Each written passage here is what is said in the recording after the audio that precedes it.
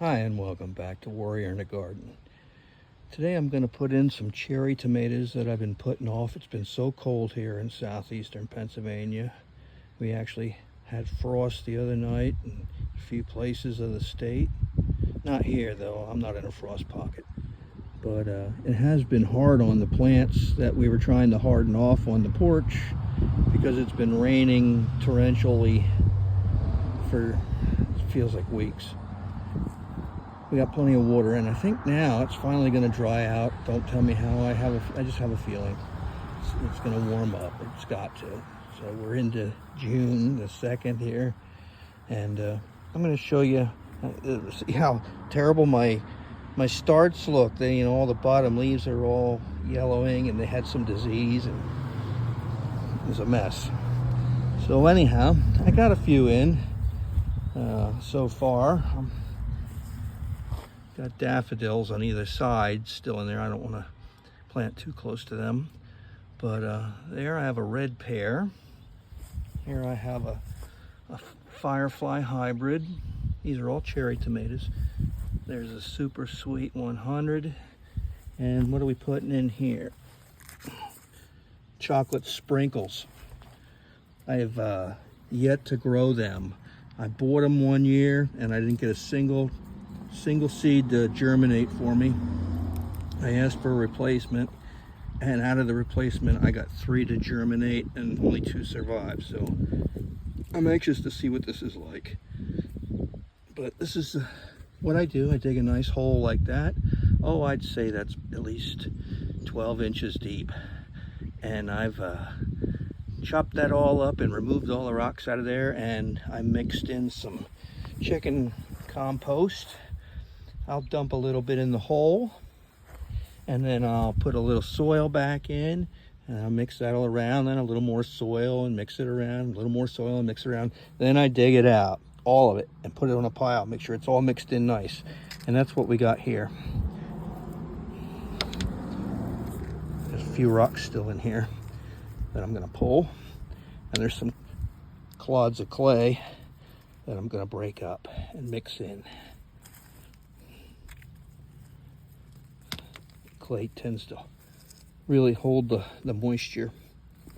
If you have a little bit of clay in your soil, it ain't a bad thing.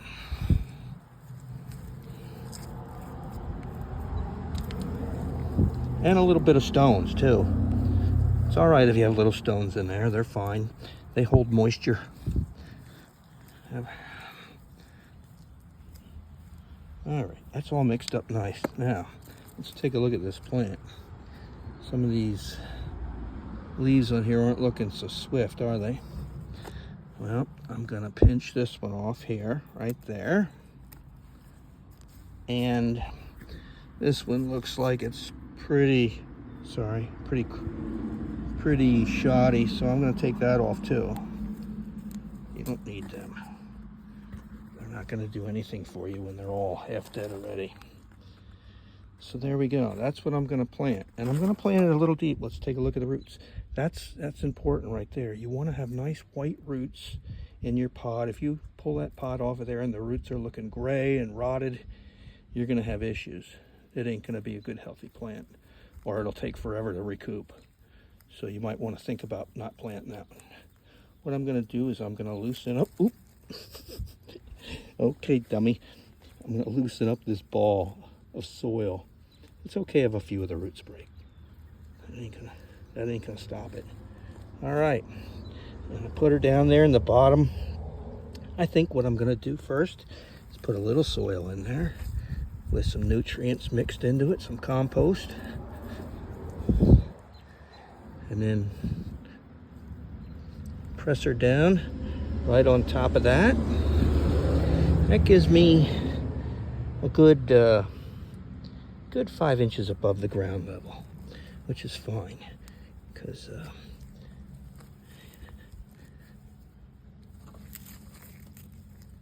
we have plenty of time to grow. We don't need it to be giant right now. Right now we want it to root in.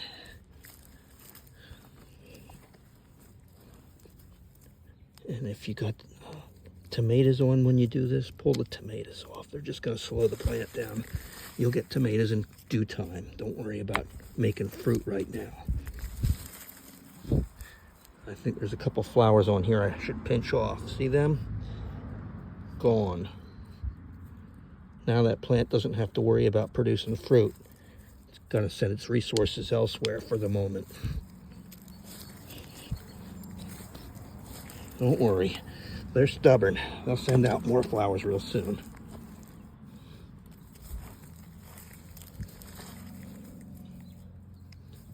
You want to keep the soil tight around the base of the plant to avoid having air pockets in there.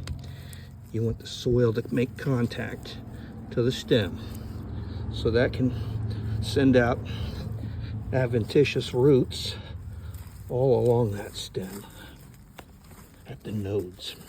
That'll root out. All right, there you have it. That's all you got to do. It's that simple.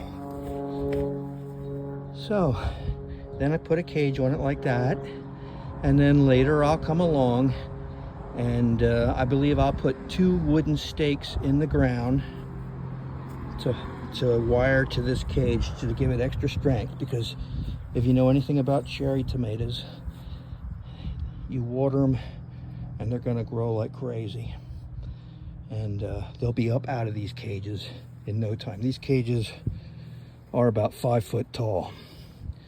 So here, there you have it. Well, thanks for watching. I'm going to water these in now, and then I'm going to put a couple more in.